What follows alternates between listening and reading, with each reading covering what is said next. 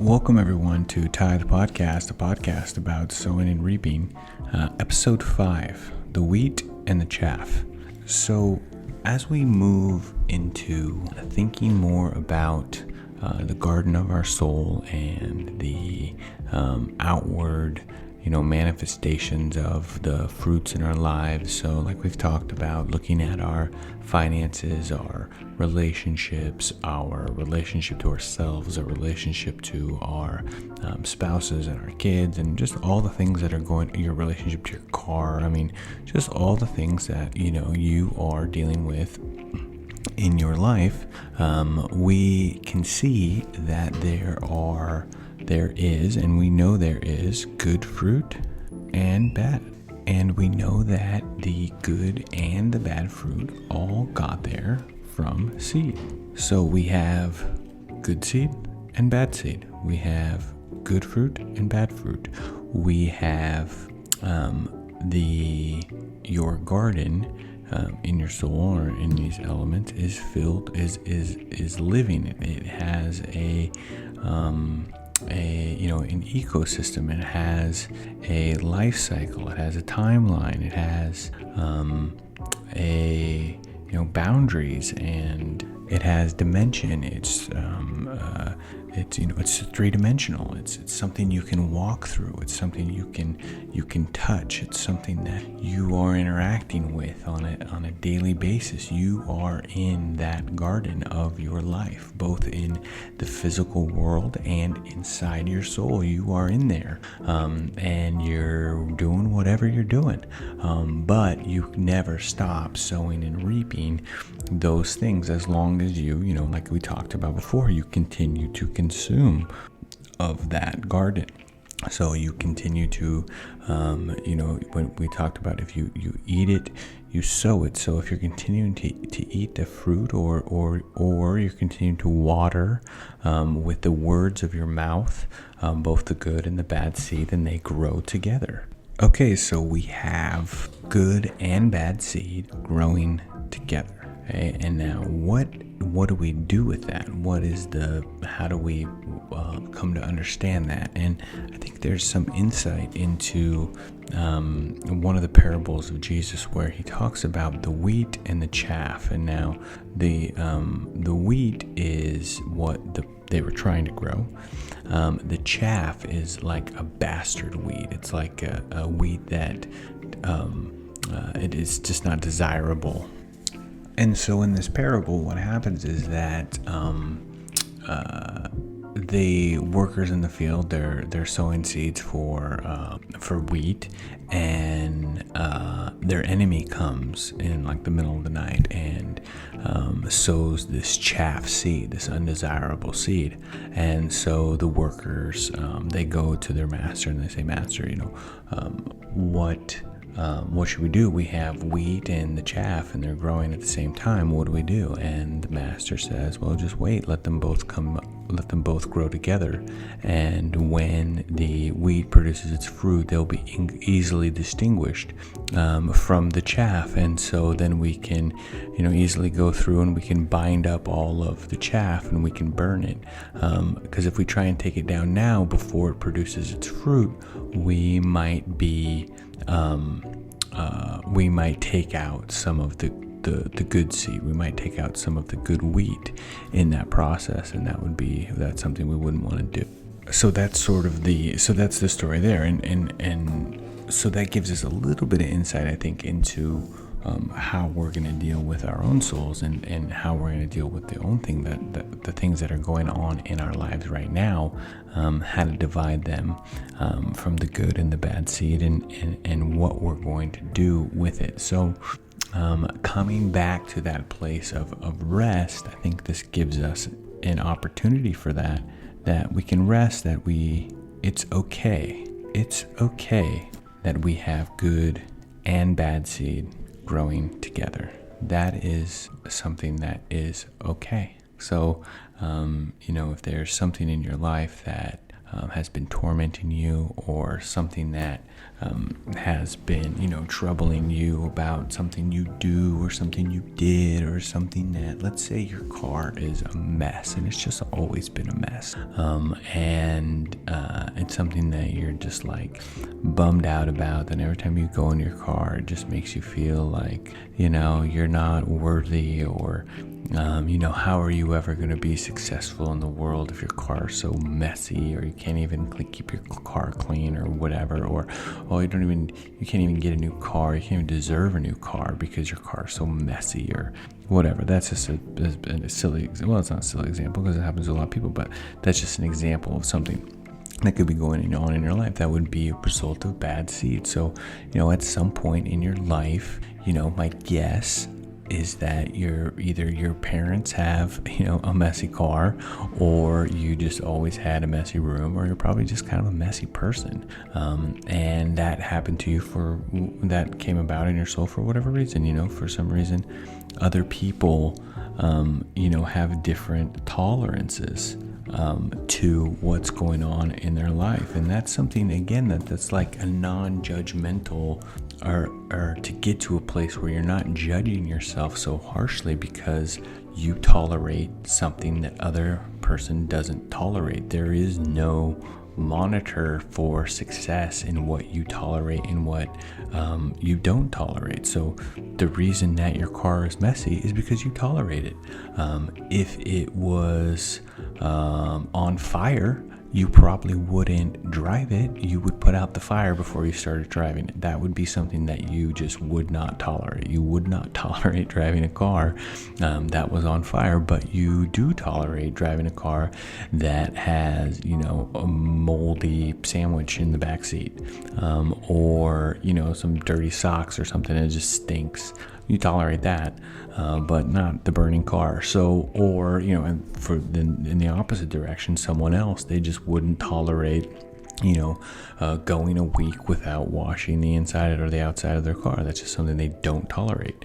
And in my opinion, there's just no judgment there. Because what is the purpose in it? What is the intent?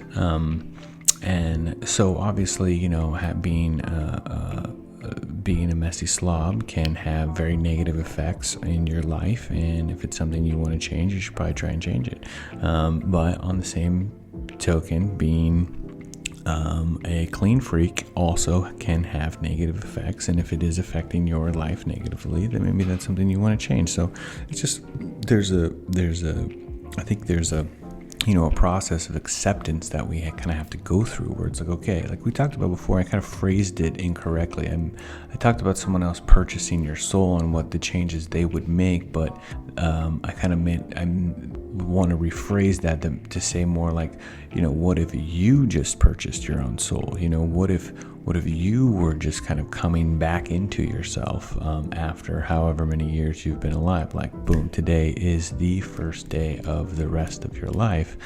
People say that. And so like, okay, boom, well, today's the first day of your life. You are starting over today. Let's take an assessment. Where are you at and where do you want to go? So if getting to the place you want to go requires you having a clean car, then maybe you should think about cleaning it. If getting to the place you want to go, doesn't really require a clean car, then maybe it's something you can pass over. So there's that. Okay, so coming back to the good and the bad seed. So we have good and bad seed both growing in our souls, and we're in rest in that position. Okay, so we realize that. We understand that every single person on the earth has both good and bad seed in their soul, and they are in a process of working that out, working that relationship out. And what are we going to do about it, though, from our perspective of sowing and reaping, our perspective of active caretakers of our soul? What's our plan? And I think for us, the plan, and again, this is, we're figuring this out. So what did the parable say? The parable said, let them both grow together. Okay, so that's one. So we're going to let them both come up together, and we're going to and it will be easier for us to discern which is the chaff once we see the fruit that they're producing. So I think one of the steps that we're going to do is that we are going to give out of the abundance that we have. That's number one. Give out of abundance. Number two, we're going to water by doing our word. Okay, we're going to go through that. And three, we are going to stop eating the bad fruit. Okay, so let's go through those. So give out of the abundance that you have. Now, when we talk about giving out of the abundance that we have, what do we mean? Okay, so this is the place, I think, where we can really have the most, to use a phrase, bang for our buck here. If we give out of the abundance that we have, or a more powerful way to do it would be to give out of the lack that we have. So there's two ways to give. So we can give out of the abundance and we can give out of the lack. Now, a lot of people, unfortunately, they give out of their abundance, but they're not giving with a purpose. They're not giving with an intent. They're actually letting their abundance be taken from them by people who are in need. And there's a difference. There's a difference between giving to someone in need and having them take from you. You can see this a lot in, your family or in work or whatever. One thing that I think is interesting and is important for us to think about is how many people, this is an example, how many people in your life need something from you? How many people ask you for something? So, you have your family, they might need some stuff from you, and then you have work, they might need some stuff from you, and then you have, maybe like, people on the street asking you for something, or you have, advertisers, certainly, they're asking you for stuff all the time. They have need for you to buy their stuff. So when you come into, and I think you'll probably notice that when you come into more and more abundance in your life, so an abundance of knowledge or an abundance of money or an abundance of, wisdom or an abundance of whatever technical knowledge, I think, whatever, people will start asking you for the stuff that you have, and you can freely give to them. That's up to you what you want to do with the abundance that you have. So that's number one, right? So we're going to give out of the abundance that we have, but we're going to do it with a purpose and with an intent, and we're going to watch to make sure that people aren't taking from us without us asking, or without us, consenting, or that we are giving begrudgingly. That happens a lot, that when you have an abundance of something and people ask it from you, that you then, give to them, but you kind of give to them in a spiteful manner, and that's not good seed then at that point. So there's that. So that's giving out of the abundance. Now let's look at giving out of lack. So this is interesting, I think, where it's like, okay, I have an area in my garden. So let's just say finances. And I'm in real need here. Financially, it's just not really working out, and I want to make sure that I have more, and I want to start. I'm in a place where I just don't see really a lot of good seed at all. I don't see a lot of good fruit at all. So there's not really, it's not like I can, sell some assets and reinvest and move capital around, and where I'm really starting to grow in abundance and I'm just overflowing. That's not it at all. I don't have any assets. I don't have any capital. I have no abundance. I'm not overflowing. I'm in debt, whatever it is. And so what you can do then is you can begin to give even in that place. Give out of the lack that you have. Now that, I think, is a very powerful seed. And why is that? This is something we'll explore. But if we are giving out of lack, we are making, we talked about, a sacrifice. If we give from a place of what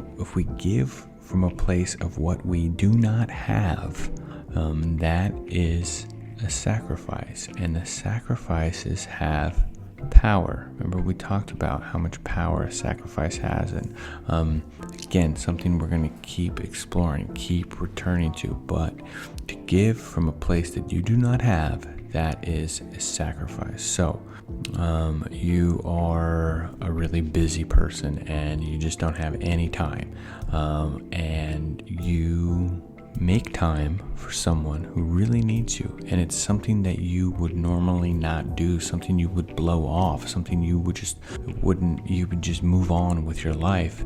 That is a sacrifice. That has a tremendous amount of power in that seed. There's life in that seed, life that can produce, when watered and in the right conditions, it can produce like we talked about, a stem, and that can produce a plant, and that can grow. So giving out of lack is a very powerful way to us to start to take back some of our gardens. So, sorry about that. So what we have is we have a garden. Let's go back to the financial realm. So we have a garden in our financial realm, and in the financial plot of our garden, it's just full of weeds. It's full of weeds of not taking care of your stuff. It's full of weeds of not overspending. It's full of weeds of not working, making bad choices, or not working hard enough, or just not really caring, or whatever the weeds are there that's quenching off any attempts for you to try and make more money and get out of this financial rut that you've been in. And so what do you do? So let's say something unexpected happens. Let's say you get a stimmy check for $600, or $1,400 stimulus, or your family member just gives you some money, or whatever. For some reason, something in your life, you got a bonus, or let's say you already are getting a paycheck, and you but it's just not going anywhere, because of whatever you're spending and all that kind of stuff. Okay, so what do? So you can take, like I said, this was the Tithe Podcast. That's why it's called Tithe Podcast. You could take 10% of that, whatever it was, take $60 of your $600 stimulus check, and you could give it to someone. And you could give it in any way, any person you want to. If you have, you could tithe it to your church. You could just give it to someone who looks like they're in need alongside the street, or you could give it to a family member or whoever. Just ask yourself, who would need this $60? Okay, so now you're making a whole intentional day. So not only do you need to go get the $60 cash, you got to think about who you're going to give it to, and then you need to give it to them. So that moment of intent, all the steps that are involved in that intention to give that extra money that you have, that even though you don't have it, to still make the commitment to sacrifice to give it, is a very powerful thing. And that can be a catalyst to change the ecosystem and the soil structure and the way that the water is flowing, and maybe even that can begin the new season, that you are now starting to take control. You are starting to have intention in this area of your garden that you were either not paying attention to, or you were paying attention to it in a way that was very negative. So that is a powerful tool. So same with the time management or whatever, anything that you are lacking in, I think it would be make a lot of sense if we're working with the sowing and reaping principle, the seed as sacrifice, the seed of promise, that you would then take something of that which you don't have, something that you, like I said, I like the idea that where it's just like you got blessed by it, where it's like, okay, wow, all of a sudden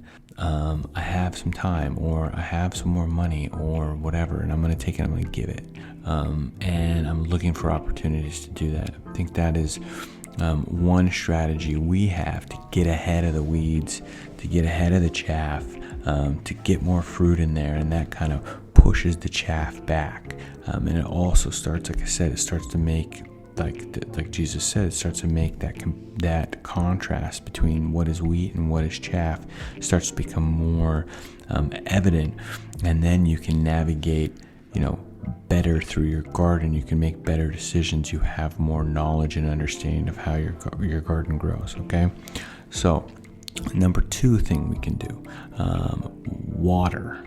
And how do we water? We water by doing our words.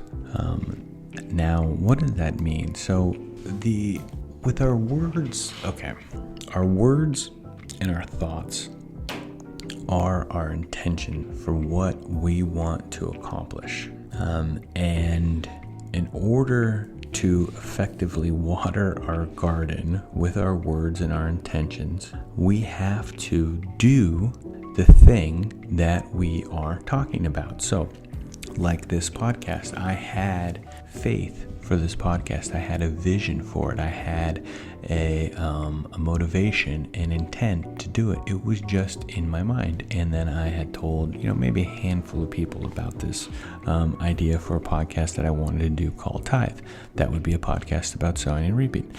And then all of that was done. Like we talked about, all my cave planning was done. And it was time to confront the unknown and to actually do it, to do the word, do my words that I had been thinking and saying. And now we're out here doing the word. And that is how we can move forward in our lives in faith. It's very simple. You just do the thing that you were going to say. Jesus says, let your yes be yes and your no be no. That is a very, very powerful mind state to have. My yes is my yes. My no is my no. When I say yes to something, I do it. When I say no to something, I don't do it. And we can then we can start to work in our garden in this way. We're watering those seeds. So this Tithe Podcast has a seed of hope, a hope that I would love to be able to do this full time, 100%. If that was to happen to me in 2 years or whatever, I would be ecstatic. It would be a trip, but I would absolutely allow it and want that. And so I am going to put my money where my mouth is here, and I'm going to do it. I'm actually going to take the time. Each time that I take is a sacrifice. I could be doing something else, but I'm stopping what I'm doing, and I'm doing this because this is something that I want to have intention to, and it's really, truthfully, it's something I'd rather be doing. This is what I want to be doing at this moment right now. There's nothing else that I want to be doing. And as I record the pod, obviously when the pod's over, I move on with my life. But at this moment right now, this is what I want to be doing, and I'm doing it. And that is watering this seed. It's watering the seed of hope, the hope of the podcast. And so whatever it is in your life that you are hoping for, whatever it is, the seed that you have identified or whatever is that's the seed of hope that you want, well, you gotta water it. And how do you water it? You water it by doing the thing that you know you need to do. Most people, for the most part, if they have a problem in their life, they don't need you to tell them how to solve it because they already exactly know how to solve it. At least they know the first 2 steps. And so whatever those first 2 steps are, doing those 2 steps is the key to watering your garden. And so we do the word, you do your word, and what you have is you have faith in action. And I am thinking that faith is action, okay? Hope is the promise. right? So if I have a thought about let's go back to the podcast metaphor. So I have a thought about doing this podcast. That is a hope. I have an idea to do a podcast. I hope that if I was to do it and commit to it and, release it and advertise it, that people would listen and it would be successful. Okay, so that's the hope. Now, the faith is the action. So once I get into action, I'm actually in faith at that point. My faith is the action because I am doing the word. I'm doing what I have set out to do, and I am in faith doing it. And that is a very powerful place to be, because that's when we start to grow and have an abundance, and we start allowing that seed, because it's being watered, because I'm caretaking it, because I am looking circumspectly. I'm looking around it. I'm understanding the seed. I'm understanding how it's growing. I'm becoming one with this podcast as far as I know what the next steps are. I know what I need to do.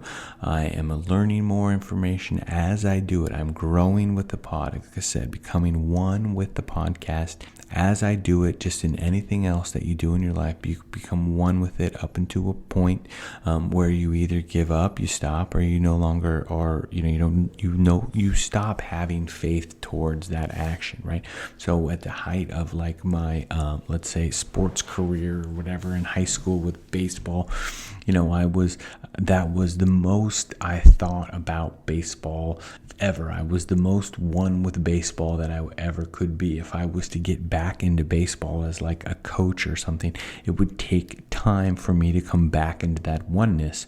I would have to have faith and action to get back to that place of oneness. So just to recap that, faith is action, and that action is doing the word, doing your word, believing in the promise of the seed. That's the hope. And then when we move from hope to faith, we have to have action. And we'll have probably an episode more just dedicated to faith and belief in the power of the seed, but we'll see what happens. But anyway, okay, so let's move on. So we have that. So we want to give out of our abundance and give out of lack. Okay. 2, one thing too, giving out of the abundance too, I think you can really be selective to who you're giving to, both abundance and in lack, but really intentional giving here, I think is the key. And then 2, we have water the seed by doing the word, and then 3, stop eating the bad fruit. So how do we do that? I think I actually don't know. I'm going to have to think about it some more, and it might be just as easy as that. Just stop. And if you can't stop, again, we're going to have to continue to explore this. Stop eating the bad fruit. If you just stop, if you can't stop, then I think there's a way where you just allow it to grow, but you continue with the first 2. You keep sowing seed and you keep watering seed, and eventually you will have developed a garden that just it almost weeds itself out of that bad fruit, or it'll create the conditions where that bad fruit, it just doesn't. You're eating so much good fruit, you don't even want to eat the bad fruit anymore. Something like that. But like I said, it's kind of vague, and we'll have to get into that some other time. So that's it for today's episode. The wheat and the chaff, the good and the bad fruit, they grow together in your life and in your souls. And we don't need to work on think that's sort of the takeaway here, is that we don't need to work on getting rid of the bad seed. We are in a place of rest that we allow them to grow together, but we just focus our concentration on the good seed to promote the best fruit that we can in the places that already have been seeded. And then we continue to water by doing our words, doing our intentions, and lastly, to stop eating the bad fruit, so we stop immediately. We want to stop sowing that bad seed, because we know that what we eat, we sow. And that's it for today. So thank you, everyone, and I will see you, or I will talk to you on the next episode.